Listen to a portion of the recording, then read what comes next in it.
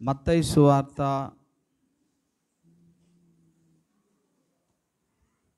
10వ అధ్యాయము 40వ వచనాన్ని చదవండి. మిమ్మల్ని చేర్చుకునేవాడు నన్ను చేర్చుకొనును, నన్ను చేర్చుకునేవాడు నన్ను పంపిన వాణ్ణి చేర్చుకొనును. ప్రవక్తను ప్రవక్త ఫలము పొందును. నీతిమంతుడని నీతిమంతుని చేర్చుకునేవాడు నీతిమంతుని ఫలము పొందును. ప్రార్థన. ప్రేమ కలిగిన మహాపరిశుద్ధుడా, ఆశ్చర్యకరుడా, ఆలోచనకర్త, నిత్యుడా, పూజ్యుడానికి స్తోత్రాలు. చదవబడిన లేఖనములలో నుండి కొన్ని విషయాలు మీరు మాతో మాట్లాడి మా ఆత్మీయ జీవితాన్ని బలపరిచి నడిపించి నీ కొరకు సాక్షులుగా స్థిరపరచి దేవా మేము ఆశీర్వదించబడే బిడ్డలుగా ఉండడానికై మీరు మాతో మాట్లాడి నీ రక్తమాంసములు కూడా తీసుకునే యోగ్యత భాగ్యం అందరికీ దయచేయమని మహిమ పొందమని యేసు నామమున స్తుతిస్తూ ప్రార్థిస్తున్నాము తండ్రి. హల్లెలూయా. ప్రియులారా, ఆశీర్వదించబడుట, ఫలము పొందుట, వర్ధిల్లుట అనేది క్రైస్తవునికి అవసరమే. అది దేవుడిచ్చినటువంటి భాగ్యము. యోహాను రాసినటువంటి పత్రిక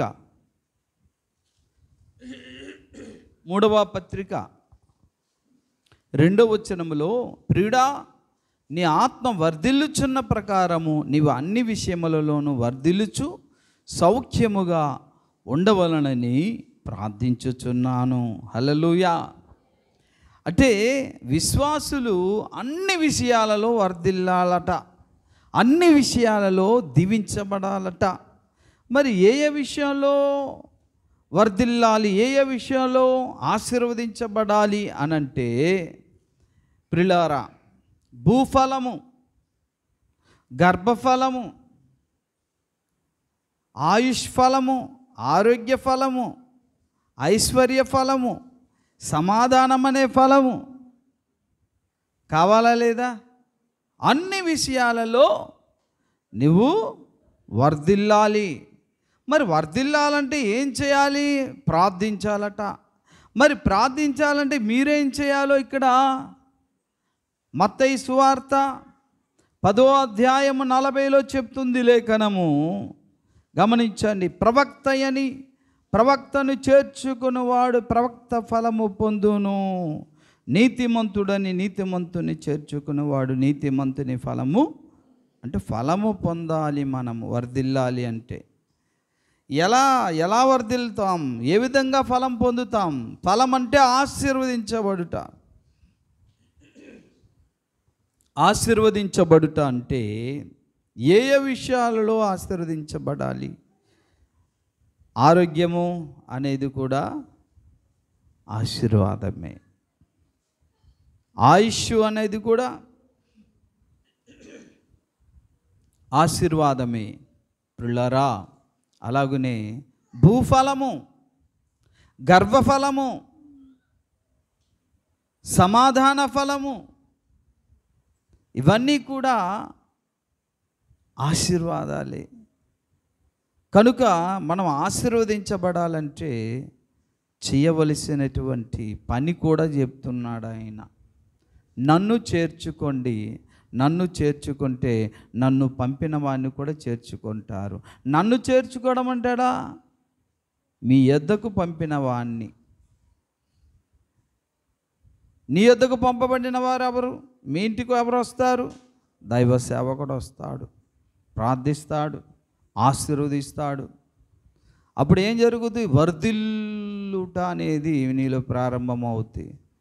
ఏమన్నాడండి యోహాను భక్తుడు 3వ పత్రికలో? అన్ని విషయాలలోనూ వర్ధిల్లాలి. కాబట్టి నేను ప్రార్థిస్తున్నాను. కానీ ఈ రోజున వర్ధిల్లుట జరుగుటలే, ఫలించుట జరుగుటలే. ఎందుకు అనుకుంటే, అమ్మ నేను మాట చెప్తాను. మనం కిందటి వారం నేర్చుకున్న హెచ్చరిక వాక్యములు, నా మందిరములో ఆహారం ఉండునట్లు మీరు మీ 10వ వంతంతా కూడా నా మందిరపు నిధిలోనికి తీసుకురండి, దీన్ని చేసి మీరు నన్ను శోధించి అడగండి అని దేవుడు మాట్లాడుతున్నాడు. ఆయన మాట్లాడుతున్నది అబద్ధమా? దేవుడు అబద్ధం ఆడతాడా? ఆయన అవునని చెప్పి కాదంటాడా? కాబట్టి ఆయన మాటను నమ్మగలిగితే, మనం నమ్మగలిగితే ఖచ్చితంగా ఫలము పొందుతాం. యేసయ్య కూడా ఇక్కడ ఏమన్నాడండి? మీరు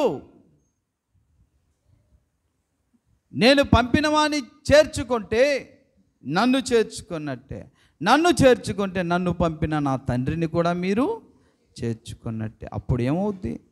ఒకవేళ ప్రవక్తను నువ్వు చేర్చుకున్నవాడుగో, ప్రవక్త యొక్క ఫలము నీకు వస్తుంది. ఒకవేళ నీవు సేవకున్నే చేర్చుకున్నవాడుగో, సేవకునికి ఎంతైతే ఫలము నీకు రావాలో ఆ ఫలం వస్తుంది. ఫలం అంటే ఏమనుకుంటున్నారు మీరు? ఆరోగ్యము అనే ఫలము, ఆయుష్ అనే ఫలము, ఐశ్వర్యము అనే ఫలము, గర్భఫలం అనేటటువంటి ఫలము. ఎస్ ప్రియులారా, కనుక ఈ ఫలం అనేది మనకు కావాలి, మనం వర్ధిల్లాలి అంటే ఇది చేయమన్నాడు. దీన్ని చేసి మీరు నన్ను అడగండి, ఆకాశపు వాకిళ్ళను విప్పి పట్టజాలనంత విస్తారమైన దీవెనలు అన్నాడు. ఆయన అన్నాడా? అనలేదా? ఆయన అన్నది అబద్ధమా నిజమా?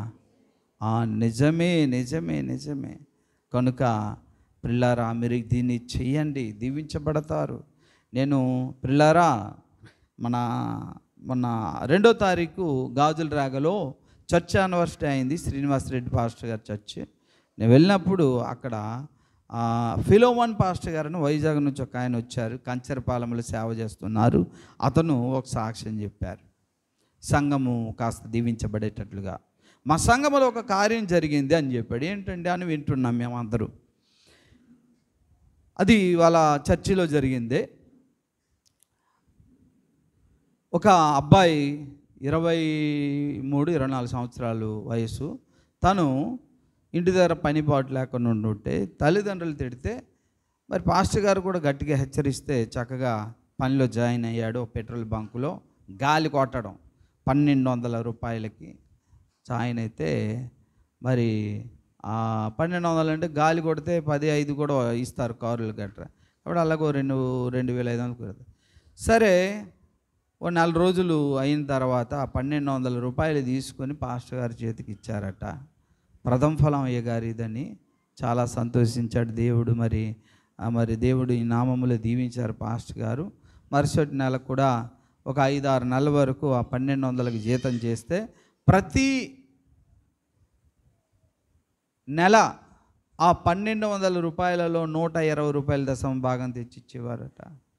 తర్వాత ఆ చూస్తున్న వానర్ గారు, వీడు చాలా మంచోడిలాగా ఉన్నాడు, ఇక మరి నాకు ఎలాగో ఫైల్స్ గట్రా నింపే పని ఉంది, ఇంకేది నమ్మకస్తుడిలాగా ఉన్నాడు అనుకొని ఆ పని నుండి, గాలి కొట్టే పని నుండి ఏం చేశారంటే, ఒరే బాబు నువ్వు ఫైల్స్ గట్రా రాయాలి, ఇక్కడ ఆఫీసులో ఉండు అనుకుని ఆఫీసులో తనకి ఈ ఫైల్స్ గట్రా రాయడానికి ఆడుకుని అప్పుడు 2500 రూపాయలు జీతం చేశాడట.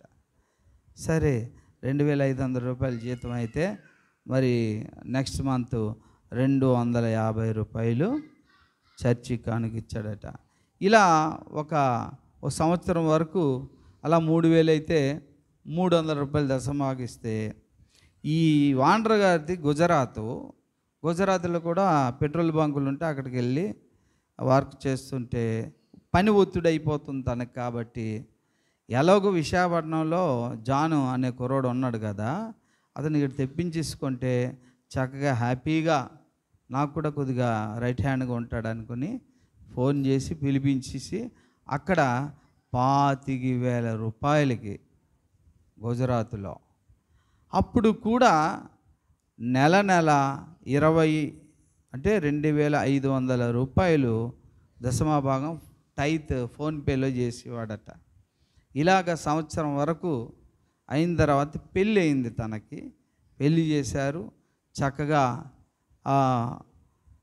పెళ్ళయింది కదా, 25,000 చాలదని 30,000 చేస్తే, సరే పాస్టర్ గారు వీళ్ళందరూ పెళ్లి చేసి హ్యాపీగా కాపురం పెట్టారు వాళ్ళు, కొత్త జంట. తర్వాత ఒక 2 నెలలు 3,000 పాస్టర్ గారు పంపించారు, అక్కడి నుంచే ప్రార్థన చేసేవారు ప్రతి నెల. మా తర్వాత 3వ నెలలో చూస్తున్నారు అయ్య గారు, పంపించలేదు, ఫోన్ కూడా చేయలేదు. 4వ నెల అయింది, పంపించలే. అసలు మరి ఈయన ఫోన్ చేయలేదు కోరండి. అప్పుడు ఈయన పంపిద్దాం అనుకుంటే వాళ్ళ ఆవిడ, మనకు 30,000 జీతం కదండి, మిగతా 3,000 ఏం చేస్తున్నారు మీరంటే, పాస్టర్ గారికి దశమ భాగం ఇవ్వాలి కదా చర్చికి, మరి నా ఆత్మీయ తండ్రి అని అంటుంటే, మరి 3,000 రూపాయలు ఇచ్చేస్తే అలాగా, మనకి ఇక్కడ ఖర్చులకు చాలవు కదా, మరి కరెంటు బిల్లు, ఇంటి అద్దె, ఇవన్నీ ఖర్చులు, 3,000 అంత అవసరమా, ఏదో 5,000 1,000 పంపిస్తే సరిపోద్ది కదా అంటే, తప్పు కదా, మనం అలా చేయకూడదు, దేవుని సొమ్ము కదా, దేవునికి ఇవ్వాలనుకుంటే చిన్న వాదోపవాదం జరిగిందట. సరే నీ ఇష్టం అనుకుని వాళ్ళ ఆవిడ అనేసరికి ఈయన కూడా మరి ఆవిడకి బాధ పెట్టడం ఎందుకు అనుకుని ఇవ్వడం మానేశారట. కాబట్టి ఈయన ఫోన్ చేశారు. ఫోన్ చేసరికి, అయ్యా ఏమీ లేదు, కొద్దిగా భారంగా ఉండి ఇవ్వలేకపోయానంటే, మరలా 2 నెలల తర్వాత ఇంక ఏ ఫోను చేయలేదు అతను.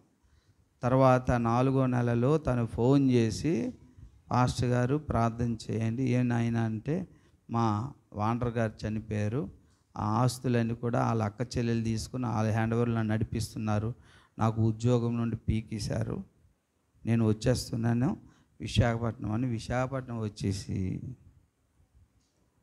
పానీపూరి బండి పెట్టుకున్నాడట. ఆ సాక్ష్యం చూసారు, చూసారా? అరే ఇలా కూడా జరుగుద్దా? దేవునికి ఇస్తున్నప్పుడు ఎవడో ఒక సాతానుగడ మధ్యలో వచ్చి ఏం చేస్తాడంటే, ఇవ్వనివ్వకుండా, నువ్వు ఆశీర్వదించబడనివ్వకుండా ఏం చేస్తాడు, అటు చేస్తాడు. అది నీ భర్త ద్వారా కావచ్చు, నీ భార్య ద్వారా కావచ్చు, ఎవరి ద్వారా అయినా కావచ్చు.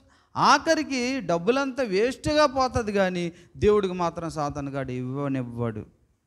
ఆ సాక్ష్యం చెప్పారు, చాలా బాధపడ్డాం. అరే ఇలా కూడా దేవుడు ఏం చెప్పాడు, ఇచ్చి శోధించండి దీవిస్తానన్నాడు, ఇవ్వకుండా శోధిస్తే ఎలాగవుతుంది? అవదు. అందుకే సేవకుడు మీరు బహుగా వర్ధిల్లేటట్లుగా నేను మీ కొరకు ప్రార్థిస్తున్నానన్నాడు. ఎవరు? అపోస్తులుడైన యోహాను. కనుక మనము దీవించబడాలి అంటే తప్పనిసరిగా ఇచ్చుట అనేది మనం మరచిపోకూడదు ప్రియమైన బిడ్డలారా. అలా ఇచ్చుట వల్ల మనకు భూఫలము కలుగుద్ది, గర్భఫలం కలుగుద్ది, ఆయుష్ ఫలం కలుగుద్ది, ఆరోగ్య ఫలం కలుగుద్ది, ఐశ్వర్య ఫలం కూడా కలుగుద్ది. అలా ఇస్తూనే ఉంటే అలా దీవించబడుతూనే ఉంటాం. లెక్కలేయకూడదు, ఎలా వస్తుందో నీకు తెలీదు, దీవించబడుతూ ఉంటాం. కనుక ప్రియులారా, నేను ఒక సహోదరుడు, నేను మధుమనార్ గారు చాలామంది పాస్టర్ గారికి సన్మానం చేయడానికి వెళ్ళాం. ఎందుకంటే స్వామి గారు ఆరాధ్యానికి అప్పచెప్తే ఆయన పిలిచి, కొత్త కమిటీ కదా పాస్టర్స్ ఫెలోషిప్లో మేము వెళ్ళిన తర్వాత అందరికీ సన్మానించి, అయ్యా ఫ్యాన్ గుర్తుకి ఇవ్వండి, ఆయన క్రిస్టియన్ సపోర్ట్ చేస్తున్నాడు చెప్పడానికి. వెళ్ళిన తర్వాత సహోదరునికి ఫోన్ వచ్చింది, మధు మనోహర్కి, పాస్టర్ గారు అన్నయ్య అంటాను. అయితే ఆయనకు వచ్చినప్పుడు ఏంటనంటే, తమ్ముడు మరి మా విశ్వాసి యొక్క పెళ్లి రోజట, రాత్రికి మరి భార్య భర్తలు భోజనానికి వచ్చేయమన్నారు అని. అలాగా సరే ఈయన చెప్తున్నారు, అమ్మ అది నాకు కావాలి, ఇది కావాలి అని చెప్తుంటే మెను రెడీ చేస్తున్నాను అనమాట. రొయ్యలు, తర్వాత పలానా ఫిష్, ఈ బిర్యానీ అయితే బాగుంటుంది, దాని మీద ఏదేదో చెప్తుంటే అదంతా రెడీ చేస్తానని అన్నారు. అన్న ఏంటన్నా నువ్వు అలాగా వాళ్ళ దగ్గర చెప్తే వాళ్ళు ఏదైనా ఫీల్ అయితే బాధ కదా అని అనుకుంటే, బాధ ఏంటి తమ్ముడు, మనం చెప్తే కదా వాళ్ళకి అర్థం అవుద్ది. మనం నేర్పించకపోతే ఎవరు నేర్పిస్తారు? లోకం నేర్పిస్తుంది ఏంటి? చెప్పాలి. అంటే ఒకవేళ ఫీల్ అయ్యి ఏదైనా మానేస్తే ఫీల్ అవ్వరు. వారు దీవించబడాలంటే మనం నేర్పిస్తే వారు ఆశీర్వదించబడతారు. ఇంకో మాట చెప్పారు, నమ్ముతారు లేదా మీరు? నమ్ముతారు. నేను ఎక్కడైనా చక్కగా ప్రార్థన చేసి ఇంటి దగ్గర భోజనం చేస్తే నాకు 2,000 రూపాయలు కానుక వాళ్ళు ఇవ్వాలి. ఎలాగన్నా ఇస్తారంటే, నేను చెప్పాను మీరు దీవించబడాలి. ఒక లేమిలో ఉంటే, అంటే ఇబ్బందుల్లో ఉంటే, ఇబ్బందుల్లో ఇస్తేనే కదా తమ్ముడు దీవించబడతారు. అంటే మరి నేనైతే మొహమాటానికి చెప్పడం ఆపేస్తుంటాను. నువ్వు చెప్పడం ఆపేయడం కాదు, వాళ్ళ ఆశీర్వాదాన్ని నువ్వు ఆపేస్తున్నావు అన్నాడు నన్ను. నీకు వాక్యం తెలుసు కదా తమ్ముడు అంటే, తెలుసు కానీ మొహమాటం అన్నీ అంటే డబ్బు కోసమే చెప్తున్నారని అనుకుని, లేదు నువ్వు నిజంగా చెప్పాలంటే వాళ్ళ ఆశీర్వాదాన్ని ఆపేస్తున్నావు, చెప్పు. వినకపోతే వాళ్ళ కర్మ, ముందు చెప్పేటటువంటి బాధ్యత నీకు ఉంది కదా. ఇది కూడా కరెక్టే. కనుక దేవుని బిడ్డలారా, ఆయన చెప్పేసరికి నేను ఆశ్చర్యపోయా. నేను ఎంతవరకు ఇండైరెక్ట్గా ఎందుకు చెప్తాను, అమ్మ ఇవ్వండి మీరు దీవించబడతారు, కానీ ఖచ్చితంగా దేవుడు అవునని చెప్పి కాదని వాడు కాదు. కాబట్టి మీరు దేవునికి ఇచ్చుట అనేది కొలతల్లో చూసుకోవాలి. పాస్టర్ గారు వస్తే ఎలా చూడాలి? ప్రవక్తకు ప్రవక్తలా ఇవ్వాలి. ఉదాహరణగా నీతిమంతునికి నీతిమంతునిగా ఇవ్వాలి, శిష్యుడైతే శిష్యుడికి తగ్గట్టు ఇవ్వాలి. ఏమో శిష్యుడికి తగ్గట్టుగానే పాస్టర్ గారికి కూడా ఇచ్చారనుకో, ఇంకా తేడా ఎక్కడ ఉంది? అవునా కదా? ప్రత్యేకించి చూడాలి కదా. ఎందుకయ్యా అంటే ఆయన యేసయ్య చెప్తున్నాడు, మీరు దీవించబడాలి, మీ ఫలము మీరు నిశ్చయముగా పోగొట్టుకోరు. నీతిమంతుని చేర్చుకుంటే నీతిమంతుని ఫలం వస్తుంది, ప్రవక్తని చేర్చుకుంటే ప్రవక్త ఫలం వస్తుంది. మీరు ఇచ్చి చూడండి, నన్ను శోధించడగండి, నేను ఇస్తాను అని సాక్షాత్ దేవుడే చెప్పాడు. ఆయన అబద్ధం ఆడతాడా? ఆయన దీవిస్తానని దీవించాడా? కాబట్టి మనము దీవించబడాలి. ఏ విధంగా అంటే ఆరోగ్యపరంగా, ఐశ్వర్యపరంగా, ఆయుష్ పరంగా, ఫలంగా, భూఫలం అంటే వ్యాపారాలు, ఇవి అవి అన్ని విషయాల్లో ఏమవ్వాలట? మనము వర్ధిల్లుచు అనలేదా? ఎవరన్నారు ఈ మాట? చెప్పాలి. యోహాను 3వ అధ్యాయములో 3వ పత్రికలో 2వ వచనం, నా ప్రియుడా ఆత్మలోని వర్ధిల్లుచున్నట్లుగా అన్ని విషయములలో వర్ధిల్లుచు సౌఖ్యముగా ఎలా ఉండాలట? సౌఖ్యంగా ఉండాలని నీ కొరకు నేను ప్రార్థిస్తున్నాను. ప్రార్థన చేద్దాం. తల్ల వంచండి.